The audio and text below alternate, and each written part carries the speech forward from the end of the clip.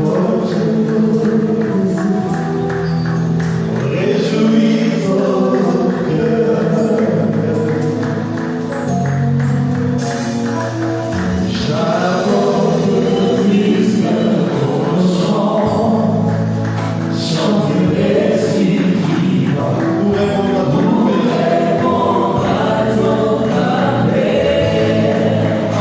j'apporte plus que de l'eau.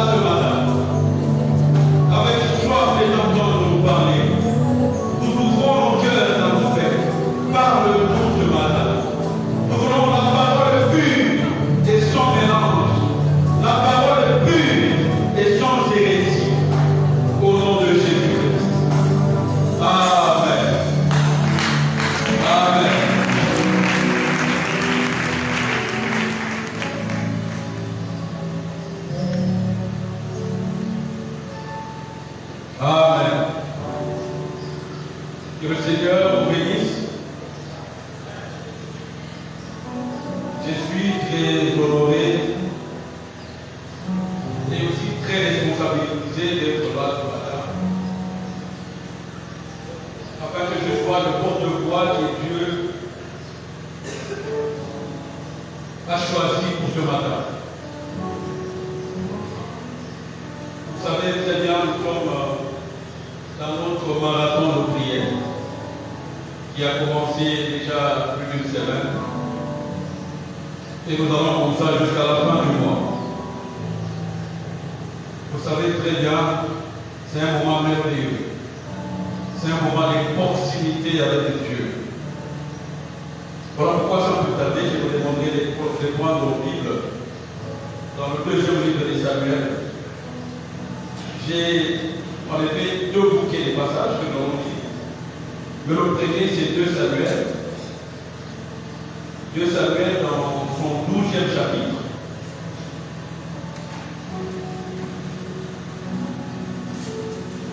Et Samuel dans son 12e chapitre, et là nous allons lire un seul verset.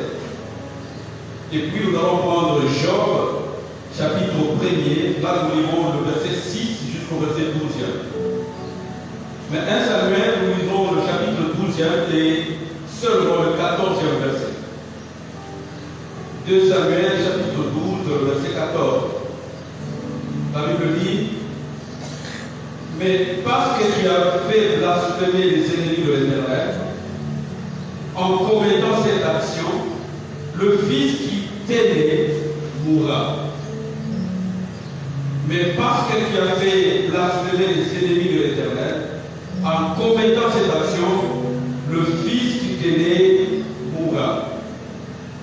Job chapitre 1er.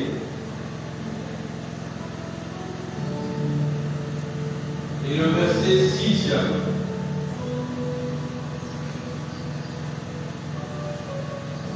La Bible dit: or, les fils de Dieu vinrent un jour se présenter devant l'Éternel, et Satan vint aussi au milieu d'eux.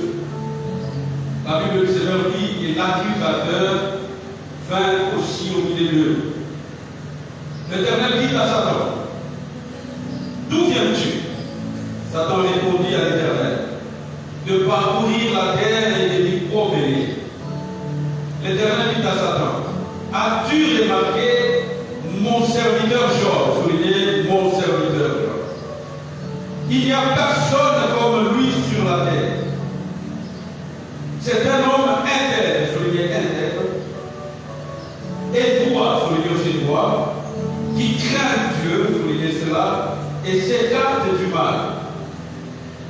Satan répondit à l'Éternel: est-ce d'une manière désintéressée que Job craint Dieu?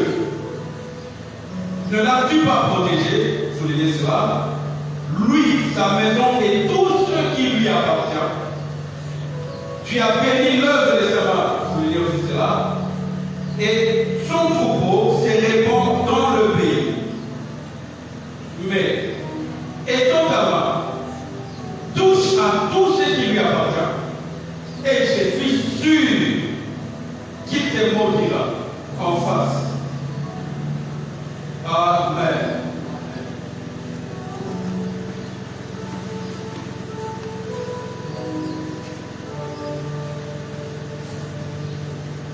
Le thème central de notre marathon est tiré du livre qu'on a bien entendu de 2 Samuel. Là, il s'agit de l'histoire du roi David. Après plusieurs conquêtes,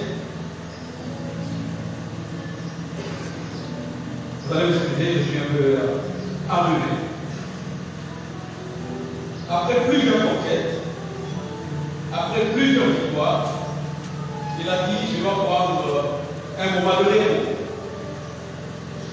Et dans ce moment de repos qu'il a pris, il se promène au-dessus du palais, et en regardant tout autour, il découvre qu'une belle femme s'est lavée quelque part. Et quand il l'a vue, il a fait appeler la femme. la suite de l'histoire, nous la connaissons. Il est allé avec cette femme. Quand il a constaté que la femme était tombée enceinte, il a utilisé des manèges pour que son foncier soit ouvert. Ça n'a pas tenu et il a fini par faire tuer le mari de cette femme. Et rapidement, avant que les gens remarquent que la femme était enceinte, il a épousé cette femme. Et il a fait grandir la grossesse. De cette grossesse est né un enfant de sexe masculin. Alors c'est pendant que cet enfant est né que la parole de l'Éternel est sortie. Quelqu'un va dire, mais l'Éternel, tu étais où tous ces temps? Tu as attendu seulement que l'homme meure et que l'enfant soit né. La parole de Dieu est venue et a fait remarquer à David son prophète. David a tout de même demandé pardon. Il a regretté ce qu'il a fait. Et Dieu a vu que son pardon était sincère. Et Dieu a dit, moi je te pardonne. Mais les conséquences des actes que tu as posés sont que la première des choses, les fils que cette femme t'a engendrés, ce fils d'adultère doit mourir ou va mourir. Et c'est là qu'est tiré le terme de notre marathon, que le fils de Bathsheba doit mourir.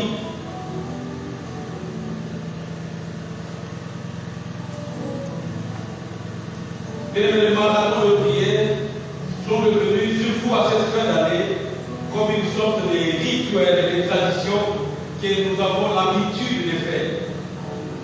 Chacun de nous, même ici, il sait déjà, comme je suis venu à cette marathon, la prochaine sera en décembre 2023. C'est devenu comme une coutume. Et ce qui fait, les gens viennent par formalisme.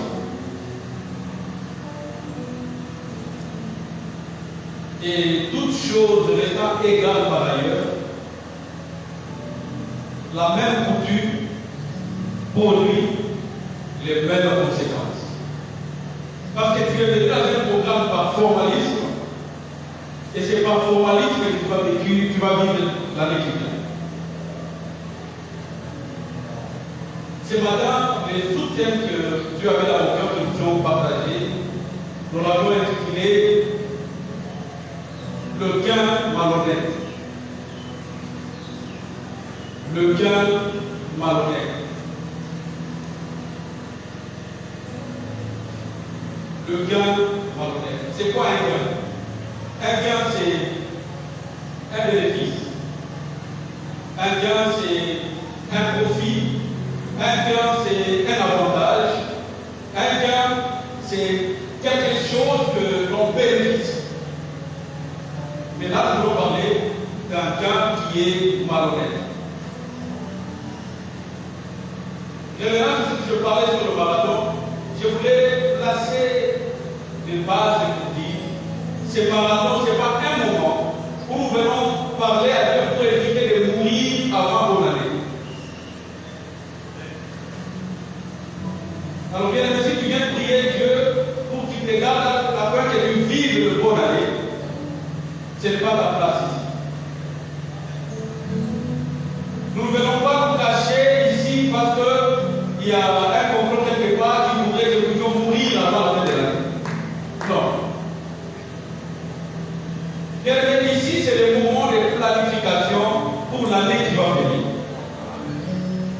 Ce marathon de prière, c'est un moment où tu regardes toute l'année 2022. Depuis janvier jusqu'à aujourd'hui. Qu'est-ce que tu as réalisé? Qu'est-ce que tu n'as pas réalisé? Ce que tu as réalisé, ça a réussi ou ça a échoué? Si ça a échoué, comment tu as fait pour que ça réussisse? Et si tu as échoué, pourquoi tu as échoué? Et si tu as réussi, quelle est la recette qui t'a permis de réussir? C'est la raison d'être de ces marathons.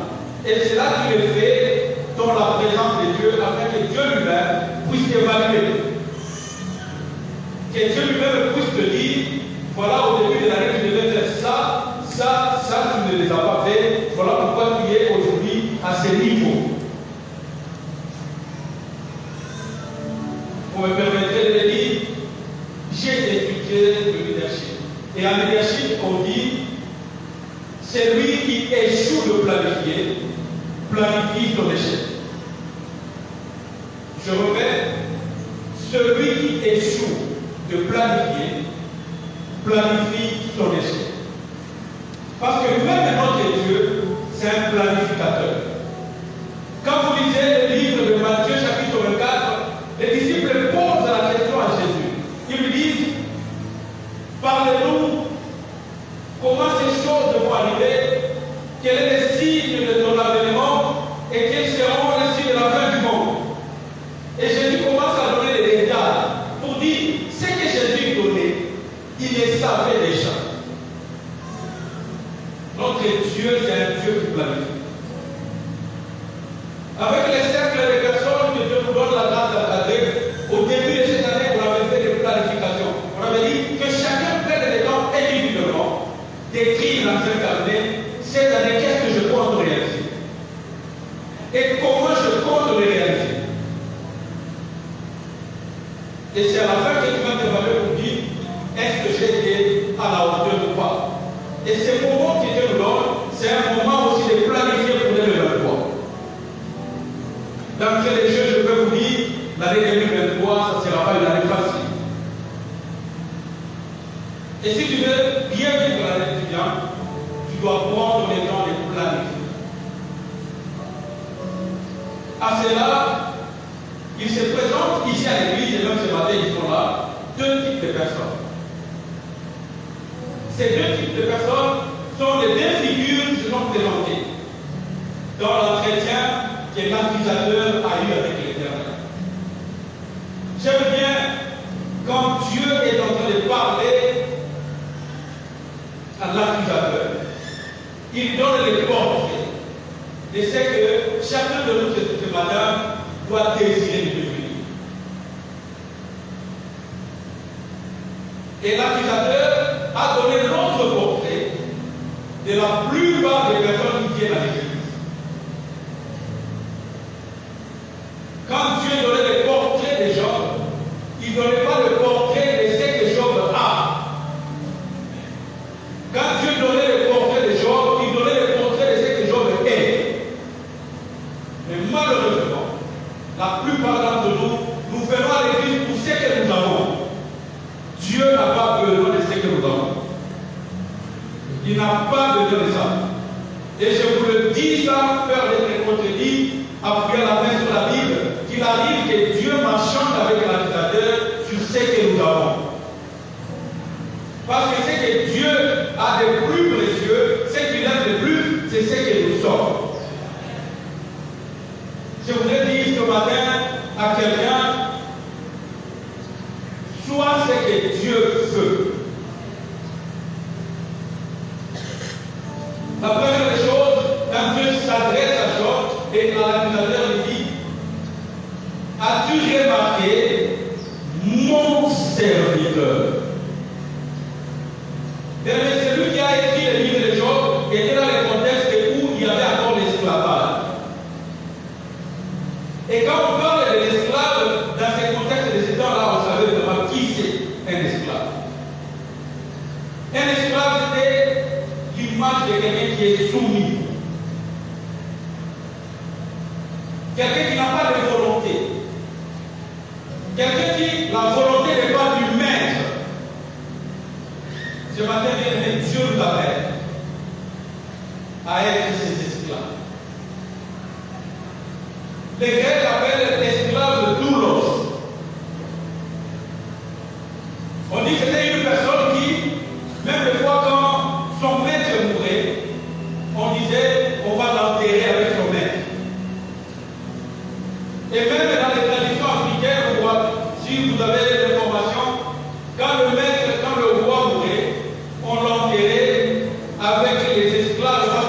On disait il y a la vie après la mort, les esclaves vont continuer à dit, la vie de l'esclave ne comptait pas. La seule vie qui comptait, c'est la vie du maître. Et ce que le maître voulait, c'est ce qu'il faisait. Mais est-ce que es-tu cet esclave devant Dieu ce matin? Venir prier, c'est très bien. Et déjà, je peux vous dire, la prière et l'exaucement font partie du plan de Dieu. Et si Dieu nous exauce, ce n'est pas parce que nous sommes performants dans la prière. Non. Parce qu'il y a d'autres. Bien, je vais vous dire une chose, peut-être ça peut choquer. Il y a les païens qui ne prient même pas Dieu, qui sont milliardaires, qui ont beaucoup de moyens. Ils n'ont même pas de problème de maternité. Il suffit de trouver un homme qui tombe enceinte. Il peut trouver le travail n'importe comment. Il ne prie pas.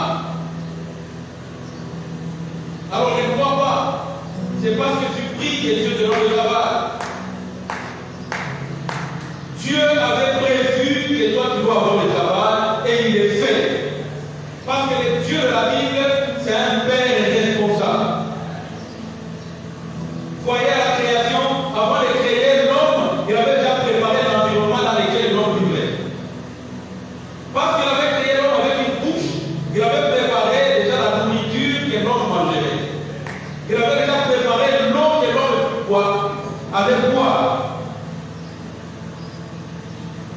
Tout ce que nous avons besoin, Dieu le sait.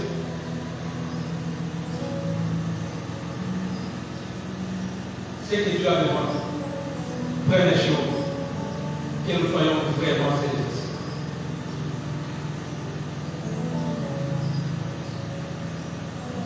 Deuxième chose, il dit à l'accusateur,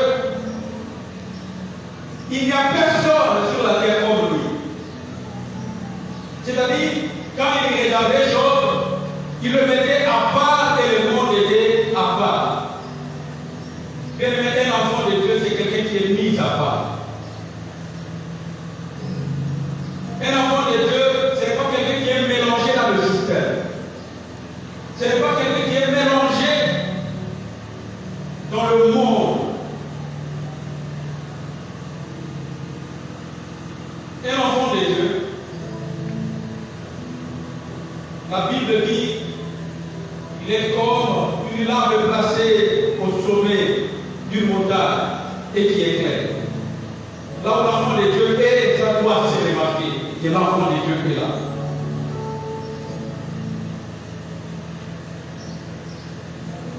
Il dit, il est intègre. L'intégrité, c'est quoi? L'intégrité, c'est l'authenticité. L'intégrité, c'est d'être vrai à l'intérieur d'abord. J'aime la chanson que nous avons louée Dieu avec ici.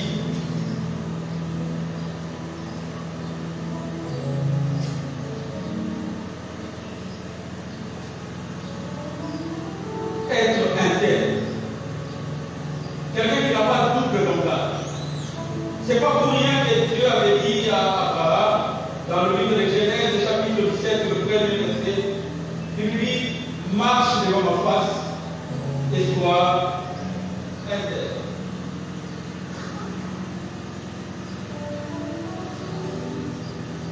Combien sommes-nous intègres?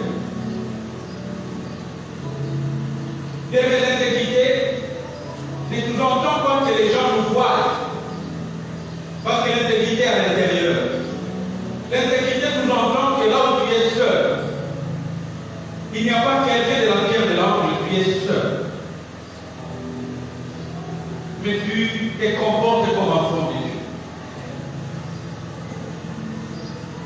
Il y a ces images que nous voyons dans les réseaux sociaux.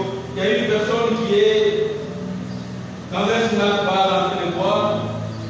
Il boit la bière. Mais il couvre ça avec un emballage de boissons sucrées. Et ses yeux sont en train de plier les gauches et les boire. Bien, si tu veux vivre comme un païen, vis-le. Ne te cache pas. vis comme mon cœur entend. La Bible dit, sachez que Dieu amènera toute œuvre en jugement, concernant les œuvres cachées ou les œuvres apparentes. Dieu dit à Job, à l'accusateur, c'est un homme droit, c'est un homme qui est juste dans sa conduite.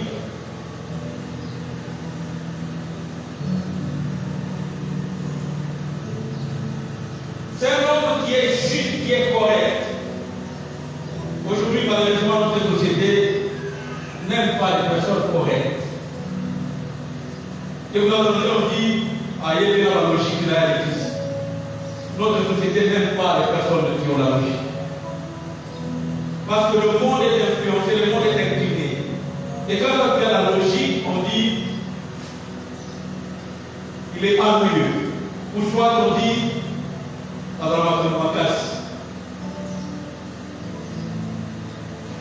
c'est Dieu qui continue à parler maintenant. Il dit il craint Dieu. Le mot crainte de Dieu ici, ce n'est pas quand il entend les noms de Dieu, il commence à trembler. Non. C'est quelqu'un, au fond de lui-même, il respecte Dieu. Il met Dieu à sa place. Dans chaque pas de sa vie, il sait la part de Dieu, il sait sa part et il l'applique. La crainte de Dieu, ce n'est pas d'avoir peur et de trembler, non.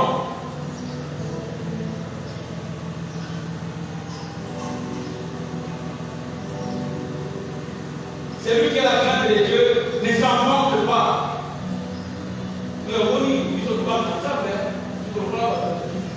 Non. Celui qui a la crainte de Dieu ne se vante pas. Ça se remarque que cette personne a la crainte de Dieu. Dans la Bible, on raconte l'histoire d'un homme qui était venu dans la présence de Dieu. Il était en train de parler. Il citait ses exploits. Il dit, moi, je jette mon temps de foi. Je donne ceci. Je ne suis pas d'ailleurs dans celui-là. Et la Bible dit, sa prière n'a pas été exaucée. Mais l'autre venu l'a dit, Seigneur, moi, qui vous bénis, moi, il dit pour le matin. D'ailleurs, Roby, n'a qu'à qui vient là dans la mais là, il va pas aller au pôle. La Bible dit, son honnêteté, sa franchise, il a reconnu qu'il est devant Dieu. Et Dieu l'a dit. Dans notre milieu, on aime se faire passer pour ce qu'on n'est pas. Parce qu'on sait, c'est à l'église quand même, il faut que l'on sente que je suis. Et finalement, la vraie identité est ailleurs. Et pour citer, Dieu dit à l'accusateur, cet homme-là, il s'écarte du mal. C'est-à-dire c'est quelqu'un, quand il se promène, il voit le mal est là, il change de direction. Nos mamans le savent très bien. C'est les temps, les femmes vont dans les salons, et ainsi de suite. Et là, quand vous arrivez, il y a un homme qui disait, quand vous trouvez pourquoi quand une femme a fait parler, c'est que vous trouvez pas d'autre travail. Vous savez comment elle critique. Si ce n'est pas le voisin, c'est la voisine. Si ce n'est pas quelqu'un d'autre, c'est ton mari. Comme elle est confortable. La Bible dit, heureux l'homme qui s'assied au milieu de mon cœur, parce qu'il va prospérer. Ma Bible m'a dit, heureux l'homme qui ne s'arrête pas, qui ne s'assied pas, accompagné de mon cœur. Ça, c'était les portraits de l'homme que Dieu a dans nous.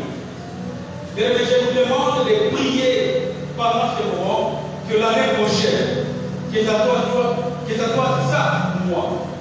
Les portraits de ma vie, je dois être celui-là. Tout ce que je n'ai pas pu être durant l'année 2022, je prie, Seigneur, que tu me rendes capable d'être ce portrait que tu as décrit devant l'accusateur.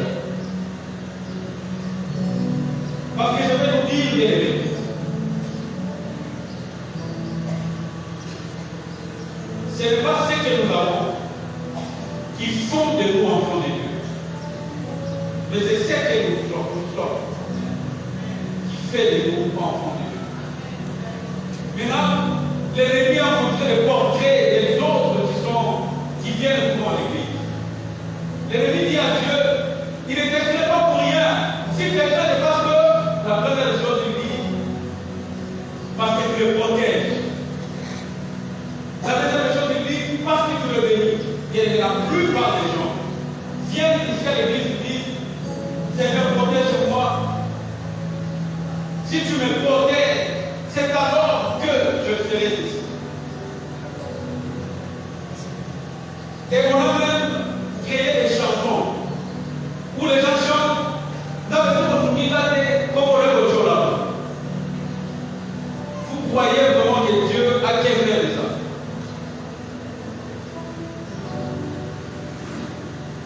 Dieu n'a que faire de ça.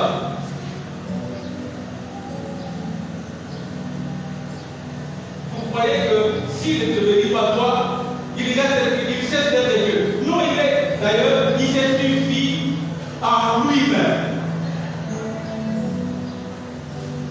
C'est-à-dire, si tu ne me bénis pas cette année, la petite maman va ça faire.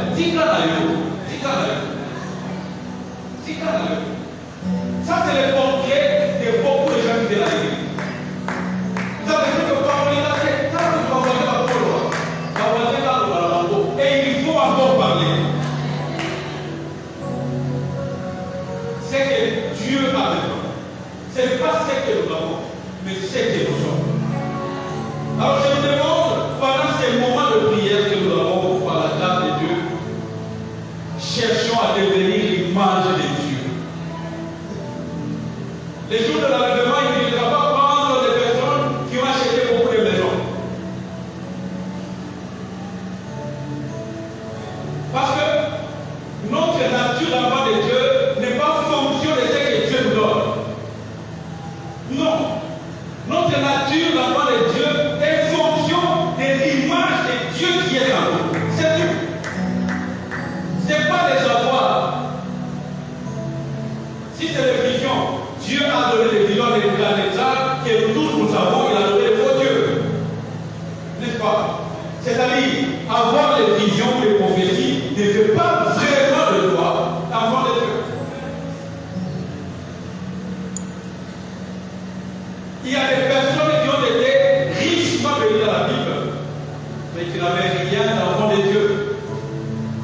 On nous raconte l'histoire d'un homme très riche. Un jour, il devait voyager. Et pendant qu'il était dans la salle d'attente, il a vu un homme de Dieu arriver avec un autre homme derrière. Il dit, mes frères, je vous demande, cet homme blanc que vous voyez, il est venu bénir notre pays. Mais il doit rentrer parce qu'il y a une réunion importante qu'il attend là-bas. Mais il a raté son avion. Est-ce que quelqu'un de vous peut lui céder sa place? Je vous supplie. Et il y a un jeune homme d'affaires qui était dans la foule, il a dit, moi je ne voyage pas, je lui cède ma place. Et quand il a cédé la place, cet homme de Dieu s'est avancé devant lui et dit, tu vois ce que tu viens de faire aujourd'hui? Parmi les personnes riches de ce monde, on va citer ton nom. Cet homme que je parle, c'est un musulman. Il s'appelle Aliko Dangote. C'est un Nigérian. Il a beaucoup de choses. C'est le premier milliardaire africain. Il a été béni pourquoi? Parce que personne Idaosa, un homme de Dieu du Nigeria, a parlé sur lui. Dieu, le fait que tu as l'argent ne dit pas seulement que tu es enfant de Dieu. Le fait que tu as des maisons ne dit pas que tu es enfant de Dieu. Le fait que tu as beaucoup d'enfants, ça ne dit pas que tu es enfant de Dieu. Tu es enfant de Dieu si le Saint-Esprit dit à ton esprit que tu es enfant de Dieu. D'ailleurs, quand nous lisons l'Épître aux Hébreux, le chapitre 11e, à partir du verset 35, on dit il y a des personnes, par la foi, qui n'ont pas créé la mort, ils ont accepté de mourir sans rien trouver de ce que Dieu leur avait promis. Par la foi. La Bible les déclare comme des héros de la foi. Des personnes qui n'ont rien reçu,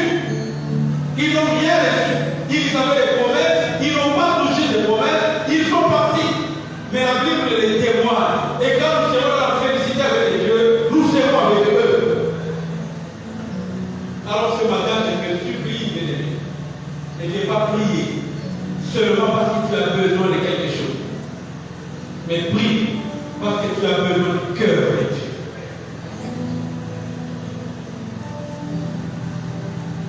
Pourquoi les thèmes de notre enseignement nous avons expliqué les guerres malhonnêtes? C'est parce que vous voyez David, il a eu un enfant qui n'était pas de la volonté de Dieu, comme la plupart d'entre nous. On veut à tout prix apparaître devant les gens. À tout prix avoir quelque chose que les gens vont parler de nous. Et il s'est retrouvé avec un enfant qu'il a eu irrégulièrement. C'était un gain malhonnête. Il a eu l'enfant de la femme de Dieu. Il a eu l'enfant après le meurtre du mari de Dieu. Combien d'entre nous apprécions des guerres malhonnêtes? Aujourd'hui, tu es apprécié par les gens parce que tu as réussi à détruire quelqu'un d'autre. Et les gens, quand ils te voient, ils t'apprécient, ils disent waouh, il est là. Mais ce que tu es devenu, c'est parce que quelqu'un a été blessé par toi. Le bien malhonnête. Tu es là, bien habillé, parce que le mari de bruit t'a donné l'argent pour acheter les habits que tu portes. Alors que sa femme est là. Et tu viens et tu donnes les offrandes ici. Dieu, avant de créer l'offrande, il a créé la personne qui donne l'offrande. Le bien malhonnête, c'est ce mariage où tu es entré parce que tu as calomnié quelqu'un. Et du coup, cet homme t'a aidé. Et tu te retrouves, tu dis, nous, Dieu nous a bénis. Vous voyez, j'ai l'alliance à la main. Alors que toi-même, tu sais comment tu as obtenu cette alliance. Le bien malhonnête. Tu as ce travail et tu dis, oh, j'ai un bon boulot. Tu sais comment tu as eu ce boulot. Parce que tu étais dans ces chambres d'hôtel et finalement on t'a donné le travail et tu dis, j'ai un bon travail. Le bien malhonnête. Voilà pourquoi les thèmes de ces marathons disent, le fils de Bathsheba doit mourir. Le bien malhonnête doit mourir. Et même tout ce que tu as dit, par des moyens illégaux. Ce matin, j'étais surpris par les compassions de Dieu d'abord. Cette position que tu as, tout ce que tu as aujourd'hui, tu sais comment tu les as. Là où tu es toi-même, ton cœur est en train de parler. Tu sais toi-même comment tu es devenu sélectionné. Pas par des moyens voyables. Non, pas par des moyens normaux, non. Tu sais comment tu es arrivé par là. Le bien malhonnête doit mourir. Je me rappelle en 2017, j'avais vivement envie d'acheter une parcelle. Alors j'ai dit, je dois prendre un crédit à la banque. Je n'ai pas eu le temps de prier, j'ai dit, comme j'ai des relations, j'ai un ami qui est haut placé à une banque, alors je vais le voir. Je vais parler. Il m'a dit, introduis la demande, et je viens entrer. Je vais entrer la demande. 2 semaines plus tard, il me dit, non, mon cher, le plafond que la loi de votre société est atteint, donc il n'y a pas moyen de notre finance. Je n'ai pas compris que c'était le langage de Dieu qui me disait de laisser tomber. Moi, j'avais vraiment envie, je dois forcer. J'ai appelé notre ami, je lui ai dit, mon cher, il n'y a pas moyen de faire quelque chose. Il dit, ok, je vais faire une lettre, on va augmenter l'enveloppe pour ça, on va te donner. Et 2 semaines plus tard, on m'a donné ce crédit. Je me dis, ce crédit a été consommé comme ça. Je n'avais rien acheté avec. C'était beaucoup d'argent. Je n'ai rien fait. Ça, c'est le 1. Et 2, de 2019 à 2020, à décembre 2020, c'est la période de la plus dure de ma vie. Ma femme le sait. Je ne voulais pas manifester ça devant les gens. Quand on recevait le salaire, à part les loyers, la provision, les scolarités de l'enfant, les restes étaient dans les dettes.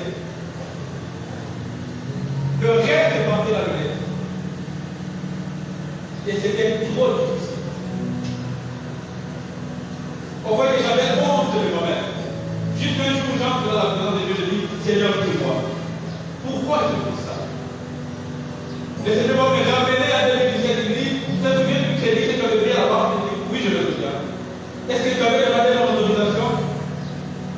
Je suis rentré avant, je dis, non, je ne l'avais pas dépensé. Il dit, voilà. Ces gains-là, c'était un bien malhonnête. Tout ce que toi tu dois avoir, parce que tu es ma propriété, tu dois avoir mon autorisation. Tu n'as pas le droit de contracter une dette sans m'avoir informé. Voilà pourquoi tu dois vivre ça. Mais comme Dieu me l'a demandé, je t'accorde ma miséricorde. Dieu m'a dit, tu dois racheter ce crédit. Tu dois prendre les microphones. Tu dois donner. Et tu verras toutes les dettes que tu as. J'ai pris quelque chose j'avais à main et j'ai donné à Dieu. Je ne sais pas comment j'ai fait. Et 31 décembre 2020, je n'avais plus de dettes. Je n'avais plus de dettes. Je ne sais pas comment ça s'est fait. Le bien malhonnête. Et pendant que l'on parlait avec lui, il me dit là, j'ai vu même dans un songe une chanson là qui montait dans mon cœur. On avait chanté ça très intérieur ici dans cette église. Je me disais dans cette chanson que les promesses que tu as, ce sont mes promesses. C'est moi qui j'ai promis. Ce ne sont pas tes promesses, ce sont mes promesses. Et moi-même, je m'empresse toujours d'exécuter les promesses. Les enfants que tu as, ce sont mes enfants. C'est moi qui te les ai donnés. Je veux le reprendre à tout moment. Tout ce que tu as m'appartient. La seule chose que je te demande, c'est d'être prêt. Alors je vais demander à quelqu'un ce matin, tu as entendu cette parole. Et tu vois que tu dois mettre les ordres dans la vie. Mais premièrement, tu réalises que tu n'as jamais eu, tu n'as jamais donné ta vie à Jésus. Tu n'as jamais eu une histoire d'amour avec Jésus. Et tu dis, je ne peux pas rater cette opportunité, je veux donner ma vie à Christ. Si tu es là, lève seulement la main dans le prix. Si tu veux donner ta vie à Jésus, lève seulement la main remplie. C'est un engagement qui commence aujourd'hui, mais qui va dans l'éternité.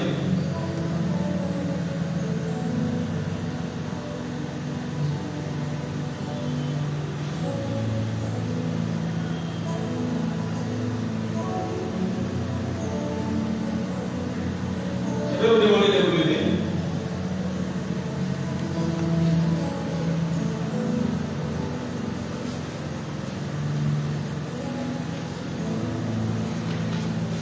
Va promesse la